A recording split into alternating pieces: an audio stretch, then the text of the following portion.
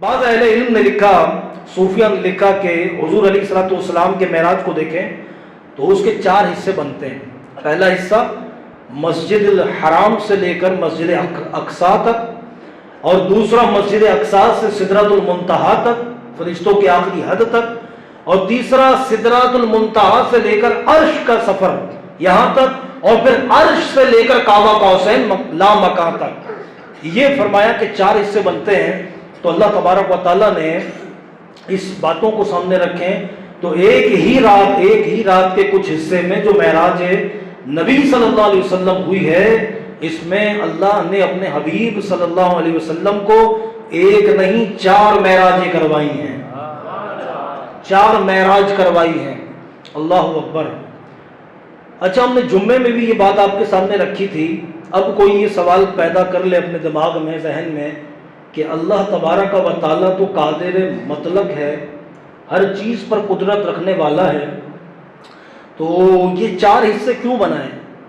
اللہ تبارک و تعالیٰ نے مسجد حرام سے مسجد اقصیٰ لے کر گیا، مسجد الاقصیٰ سے لے کر منتہا تک لے کر گیا، منتہا سے عرش تک، عرش سے کعبہ قوسین کے مقام تک، لا مکان تک گیا۔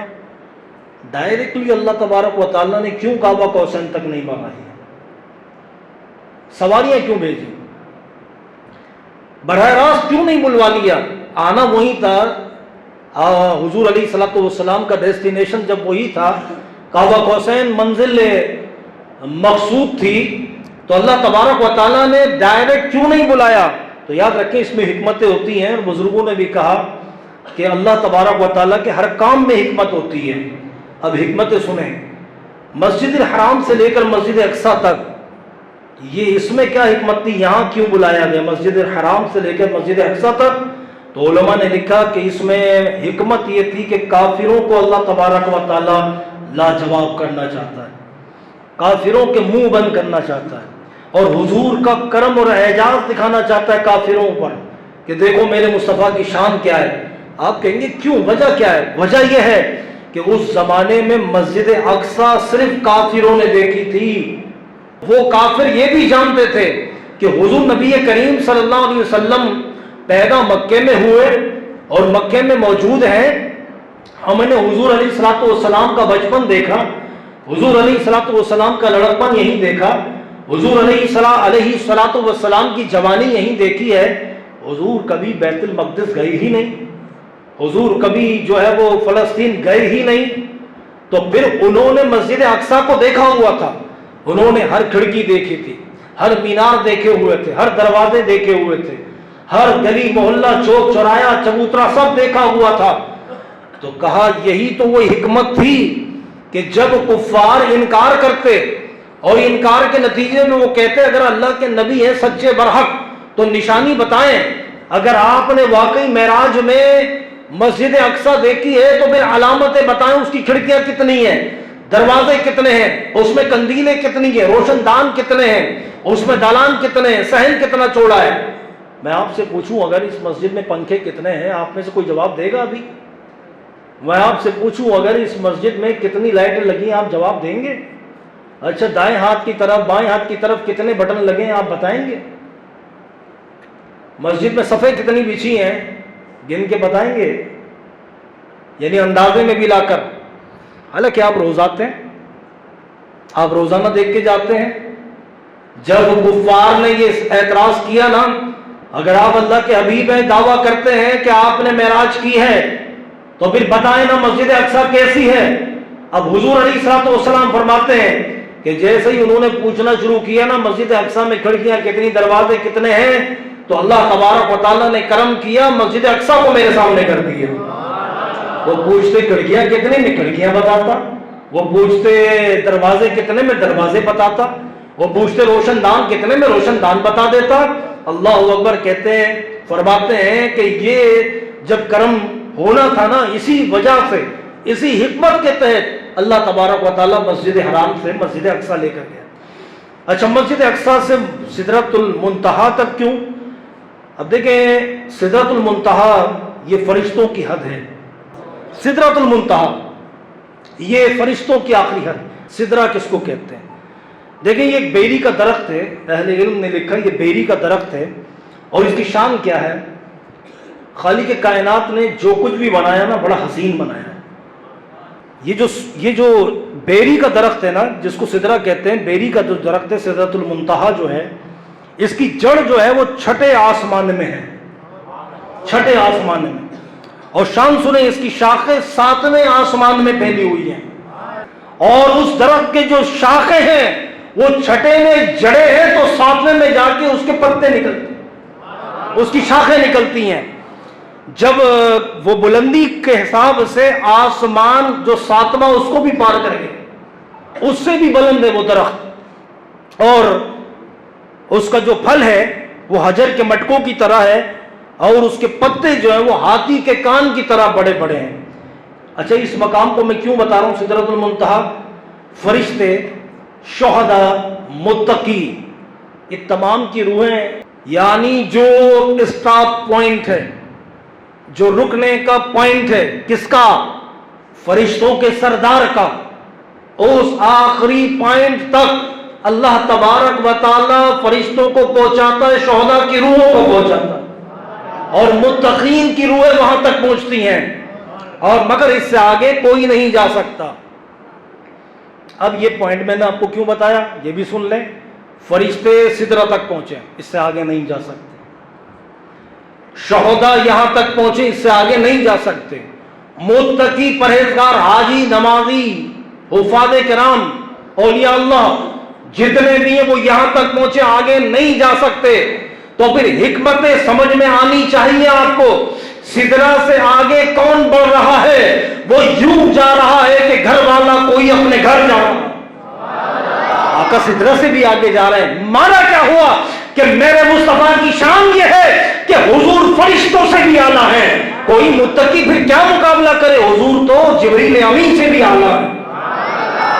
اچھا کہا بھائی حضور کی روح صرف اعلیٰ ہے اس لیے جا رہی ہے؟ نہیں نہیں، یاد رکھنے والی بات یہ ہے کہ حضور اپنے جسم منورہ کے ساتھ آگے جا، حضور کی روح بھی بڑی خوبصورت ہے، حضور کا جسم بھی بڑا خوبصورت ہے۔ اب یہ سدرۃ المنتہا کا مقام ہے، تو مقام سدرہ پر حضور علیہ الصلوۃ والسلام نے فرمایا نا جبریل آگے بڑھو، ساتھ چلو، تم ساتھ ہو، سفر گھر سے اٹھے، ام ہانی کے گھر سے چلے ہیں، اب منتہا تک پہنچے، چلو آگے، ٹھہراؤ کیوں ہے تمہارے پاس؟ چہرے پر ایک سوالیہ نشان حضور علیہ الصلوۃ والسلام نے دیکھا، حضور نے ملاحظہ فرمایا کہ جبریل امین کچھ کہنا چاہ رہے ہیں، اللہ اکبر۔ جب حضور علیہ الصلوۃ والسلام نے ارشاد فرمایا جبریل آگے بڑھو، آگے چلو، ساتھ چلو، اللہ اکبر، جبریل امین کیا فرماتے ہیں؟ حضور میں آپ جیسا نہیں ہوں۔ مسجد سبحان اللہ سے صدا سے گونج اٹھنی چاہیے، مقام سدرہ ہے جہاں جبریل کہہ رہے تھے حضور میں آپ جیسا نہیں ہوں، بھلے دوڑ کر آتا ہوں، جنت سے کچھ لے کے آتا ہوں، آپ جیسا نہیں ہوں، آگے بڑھا تو پر جل جائیں گے۔ یہ جبریل کا عقیدہ ہے۔ معلوم یہ ہوا کہ جبریل کی رفتار ہوگی پر مصطفیٰ اس سے بھی آگے کی رفتار رکھتے ہیں، مصطفیٰ جبریل کی شان ہوگی پر حضور جبریل سے بھی بڑی شان رکھتے ہیں۔ جبریل کا مقام سدرۃ المنتہا ہے اور حضور کا مقام کیا ہے لوگوں تم جان ہی نہیں سکتے۔ حضور کا مقام تو وہ ہے کہ جو اللہ نے فرمایا کہ وہ پھر قریب ہوئے، کعبہ قوسین تک پہنچے، کعبہ قوسین کی مقدار بتائی کہ 2 کمانوں کے ملنے کی جگہ، پھر لوگوں نے یہ سوچنا تھا کہ اتنے قریب ہے کیا؟ فرمایا نہیں، ثم دنا، اور قریب۔ تو حضور کتنے قریب ہیں اب اندازہ لگانا مشکل ہے۔ فرمایا باتیں بھی تو کی، راز و نیاز کی تو کیا کی؟ فرمایا جو وہی کرنی تھی وہ کر دی، جو کرنی تھی کر دی، جو باتیں ہونی تھی ہو گئی۔ اب حبیب جانے اور حبیب کا رب العالمین جانے۔ اب حضور آگے بڑھے، جس طرح یہ مسجد اقصی میں نماز کی امامت ہوئی نا، تو یہاں پر بھی ساری صفیں تیار ہوئی سدرۃ المنتہا پر۔ اب چونکہ یہ فرشتوں کا مقام ہے، اب یہاں امامت کوئی عام مقتدیان نہیں ہے، یہاں مقتدی کھڑے ہیں کون؟ سارے فرشتے، سارے موجود ہیں۔ یہ عظیم الشان انتظام ہوا۔ اب ان فرشتوں نے سدرۃ المنتہا کے مقام پر صفیں بنائی ہیں۔ جبریل کہتے ہیں اللہ کے حبیب یہ صفیں تیار ہیں۔ حضور فرماتے ہیں کیا معاملہ ہے؟ کہتے ہیں آپ صرف इंसानों के इमाम नहीं हैं, आप फरिश्तों के भी इमाम हैं। अब आप इमामत फरमाएं और अब हम सब नमाज पढ़ेंगे, हम सब नमाज पढ़ेंगे। अब सिदरतुल मुंतहा से अर्श तक जो सफ़र हुआ, इसका क्या मकसद था? इसका मकसद ये था, वहाँ अर्श मौजूद है, अर्श पर कुर्सी मौजूद है। अब ये अर्श तक की जो महराज हुई ना, इसकी हिकमत क्या थी और ये कुर्सी के बारे में अल्लाह क्या इरशाद फरमाना चाहता है? कुर्सी क्यों दिखाई, अर्श क्यों दिखाया, मकसूद क्या था? मकसूद ये था, हबीब मैं तो रब्बुल आलमीन हूँ। अल्लाह कुर्सी पर बैठने से पाक है, वो कुर्सी पर नहीं बैठता। और तुमने समझा कि वो हाकिम है, मालिक है, बादशाह है, तो किसी बहुत बड़ी कुर्सी पे बैठेगा तो बादशाह, हाकिम, वली होगा, मालिक के यौम दीन होगा, मालिक के बाहरों भर होगा। कि तुम डेफिनेशन नहीं समझे। वो ऐसा मालिक है कि वो जो कुर्सी है ना अर्श की, वो कई कुर्सियां बना सकता, वो कई अर्श की कुर्सियां बना सकता, वो इस पर कादिर है, वो ऐसा मालिक है। तो फिर ये अर्श तक बुलाना, ये क्या मकसद था? ये कुर्सी दिखाना क्या मकसद था? मकसद ये था, सुने उलमा ने कमाल किया, कहा मकसद ये था कि प्यारे हबीब, अल्लाह फरमाता प्यारे हबीब, ये जमीन के सारे नजारे तेरे हैं, ये आसमान तेरे हैं, ये अर्श भी तेरा, ये कुर्सी भी तेरी है, ये कुर्सी भी तेरी है, ये अर्श भी तेरा है। ये मकसद था। अब आगे का जो हिस्सा है काबा कौसैन ला मकान तक, इसकी हिकमत क्या थी? ये सारी हिकमतें आपने सुनी, ये वाली हिकमत क्या थी? ला मकान तक पहुंचना, इसमें क्या हिकमत थी और बराह रास्त क्यों नहीं? अब देखिए उलमा ने कमाल किया और फरमाया ये सारी बातें हो गई ना, अब यहाँ हुजूर के जिस्म की ताकत का मुजाहरा दिखाना था।